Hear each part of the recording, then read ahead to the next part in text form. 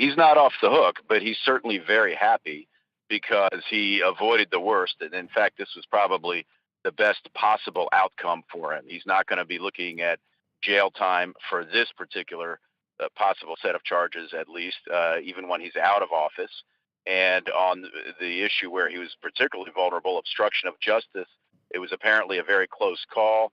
The decision was close enough that Mueller, oddly enough, felt like he didn't want to make that final call, and he left that ultimately to William Barr, who's the president's loyalist, who was installed, because he's not a truly independent prosecutor. He's just under what's called a special counsel. So Barr made the final call, and Barr said that it looks like in light of the fact that there was no provable criminal conspiracy to defraud the U.S. electoral system with the Russians, that he was going to opt for saying there was not a criminal offense of obstruction to pursue. So right now, the president is, in fact, in a very good situation, but the underlying conduct remains very, very troubling, and specifically on the obstruction of justice count, the special counsel specifically said he was not exonerated. So on that point, the president, as usual, is exaggerating. Now, Democrats have been criticising the Attorney General's approach to this report. They say that he has a public record of bias against the special counsel's inquiry. Essentially, they're now asking for the report to be published in full. Is that going to happen?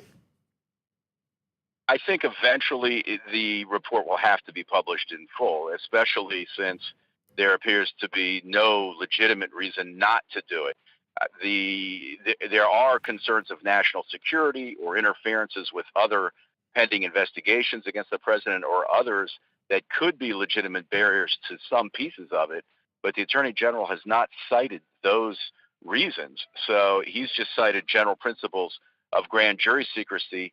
The grand jury is a prosecutorial institution in the United States, but the rules governing grand jury secrecy specifically allow for, under these circumstances, the report to be released. And in fact, in the past, there are instances where that's been done.